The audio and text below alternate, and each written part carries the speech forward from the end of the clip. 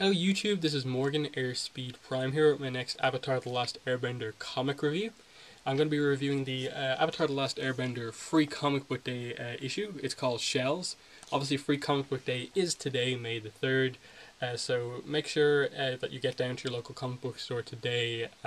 Go as early as you can and hopefully pick up this book. I'm recording this very early. I've just returned from my local stores event. I went really early and actually managed to get the Avatar comic for the first time, and this is my third time going to Free Comic Book Day. First time actually getting the Avatar comic. Picked up some other comics, but I won't be reviewing them on my channel.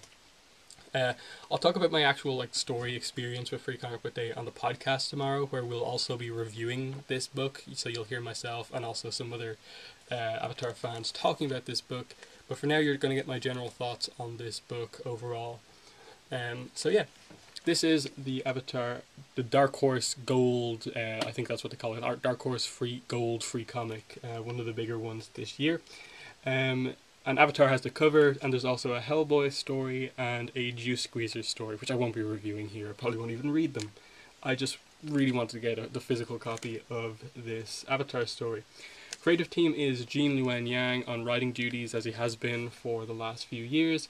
Faith Erin Hicks is our new artist, and she does the line work here. Colors by Chris Peter and letters by Michael Heisler. The story is called Shells, as is mentioned right there. And yeah, just generally this book is, I do actually quite like it. It's got some nice stuff going for it. I think I preferred Rebound from last year, the story about May, better, just because I felt it was a little bit more character focused, in that the last year's story and this one kind of have a similar kind of format, in that okay, here's characters that haven't got a lot of attention in the big books, you know, the part 1, 2 and 3s of The Promise, Search and the Rift. They haven't got a whole lot of attention. They finally get a book to themselves. They also introduced a nice world building thing in the May book last year. It dealt with her relationship with Zuko and her kind of realizing that she kind of wants to go back to him again, and also the whole New Ozai society was introduced. In this book you get focus on Sokka and Sookie as characters, in addition to a new character introduced here, plus the world building thing being that we find out what the origin of the Kyoshi Warriors is. I felt there was a bit more complexity to the Rebound one, while this is a lot more simplistic story, with very kind of obvious themes. You can tell from the first few pages where exactly this book is going, why Sookie's there, the role Sokka's going to play, what this girl is eventually going to do, and what's eventually going to happen to the two guys in the store. It's very kind of blatant what's going on here, but I feel it works very nicely, because at the end of the day, these free comic books are meant to get new readers into reading the actual comics, as you can probably tell by the sheer amount of advertising they do for Avatar comics here. So they advertise the most recent stuff, the Search hardcover, the Rift Part 1 and 2. 2's coming out in a month, or about 2 months, and then the rest of the books that they have available too. So they're very heavily advertised, which is a good idea. And this book especially, I think, is going to get a lot of younger female readers in, just because of how the story actually plays out. But I'll talk about that now, going into some specifics. The main gist of this story is that Sokka and Sookie walk into a store in the Fire Nation that's selling seashells, basically.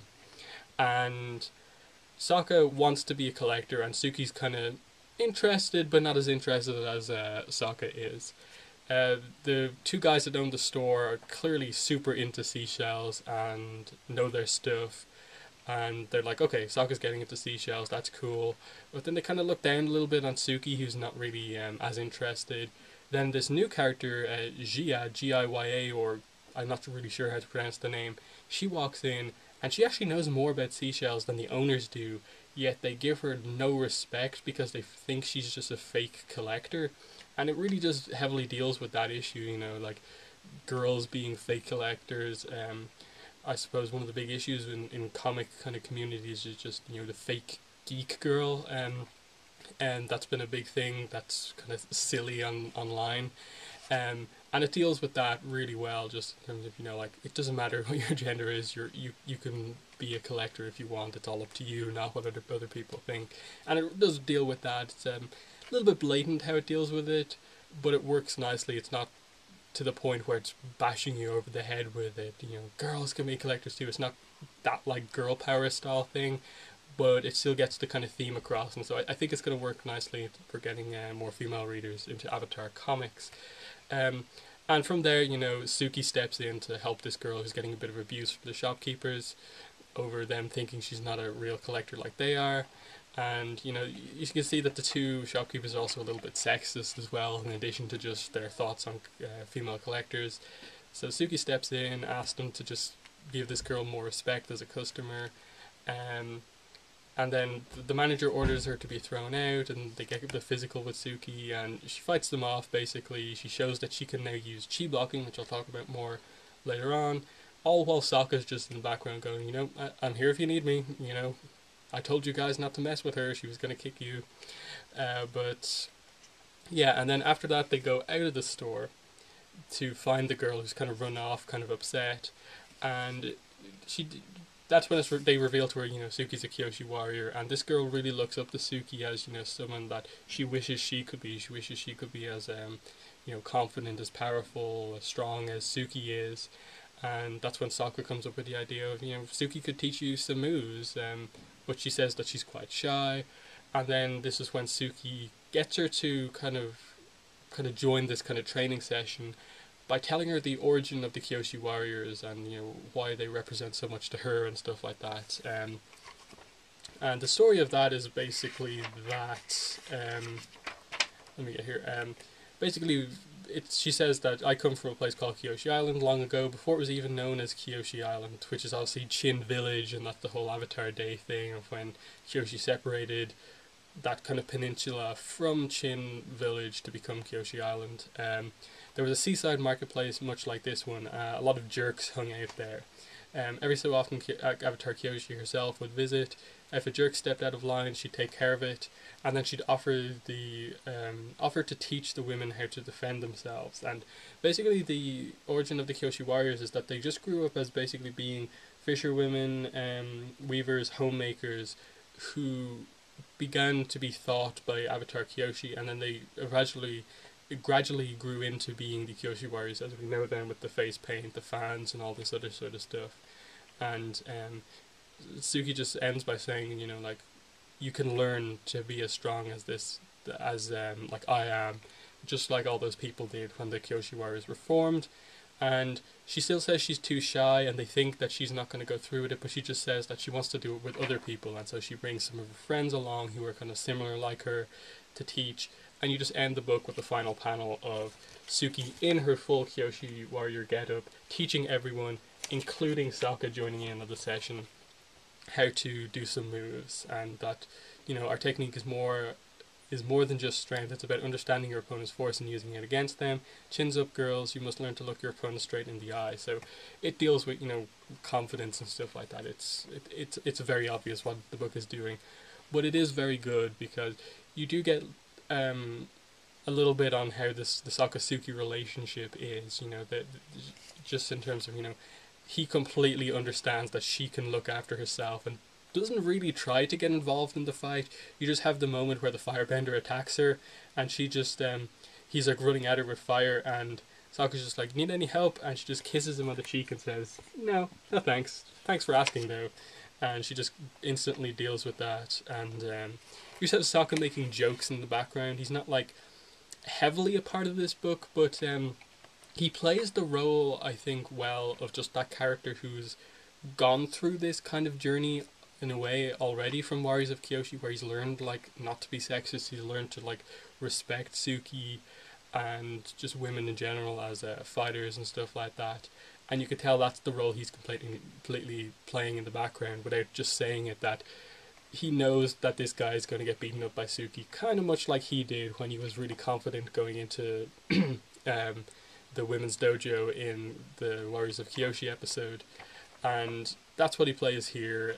He's learned not to be like this, and he's kind of setting the example, and he tries to inspire this girl, you know, that he comes up with the idea to help, you know, her defend herself, be taught by Sookie. But yeah, you just get these moments where you can see that they're kind of happily a couple. They are their relationship is perfectly fine. There's no problems with it right now. They work nicely as a couple. Um, may not be like as intense maybe as some people want in terms of their relationship, but it works well. And Sookie is the main character of this book, not Sokka, not this other new girl Gia. It's Sookie who's the kind of star here, talking about how important the Kyoshi warriors are to her, getting more in terms of her personality, how she stands up for people and stuff like that. She's a hero, and that's what this deals with, and I like that. Sookie has needed more development, and this does that job very well. The origin of the Kyoshi warriors, as it's told here, I think is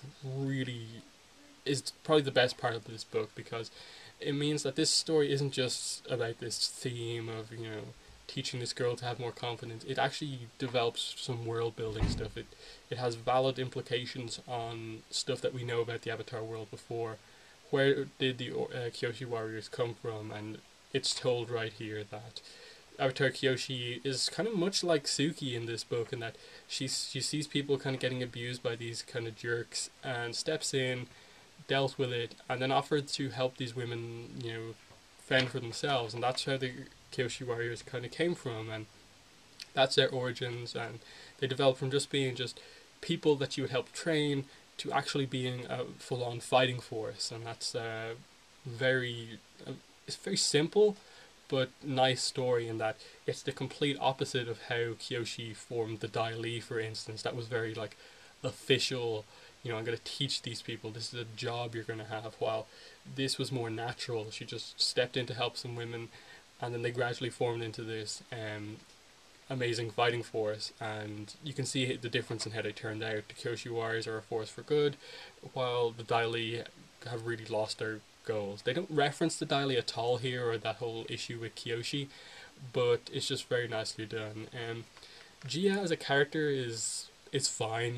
She's just a kind of one-shot character. I doubt we're ever going to see her in anything again, but it's just a little inspiring kind of tale as she kind of learns to have more confidence. Other than that, there's not a massive amount I really want to talk about. The art, I suppose, would be one of the other issues here. Not issues, just topics I want to talk about. Faith Erin Hicks, I think, does a very good job in that she has a certain style, and she keeps that style very consistently throughout. There's not a massive variance in the way she draws these characters. It's super consistent. She knows her style, and it works reasonably well. I think her action scenes are quite good, as you can sort of see here, the way she uses the kind of colors and just the general framing of these images works quite nicely. There's a few stuff where some of the smaller panels stuff in the background, the detail kind of goes out a lot. It goes from being wide eyes to just suddenly the characters have dots for eyes. Little issues, but for the most part it's nice. And I'd definitely be happy to see her do some more work on Avatar comics, but at this stage it's probably not looking likely, because Ryan Hill did the comic last year and we haven't seen him on any Avatar comic since. I hope the same doesn't happen to Faith Erin Hicks here. I really think that they do need to expand out Avatar comics and start doing a few more, if not just to give some more creators a chance to actually write Avatar or draw Avatar. But yeah, that's nice. I don't really have a massive amount to say here without just going page by page through the comic, analyze everything. As I said, we'll do that in the podcast tomorrow. We'll have that up, and hopefully we'll have scans up on the site later on today.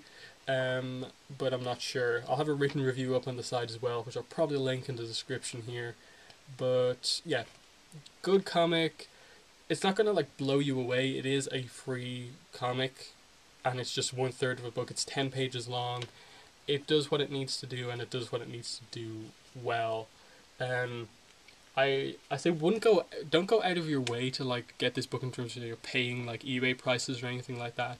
If you can turn up to your local comic book store and pick it up, do so. But don't think you're missing out on anything unbelievable here. But as I said, you get the origin of the Kyoshi warriors here, some nice Sokka Sookie development, introduction to a new character, and that's about all you need. I hope they continue to do Avatar free comics. And yeah, that's been my video. Thanks for watching, and bye.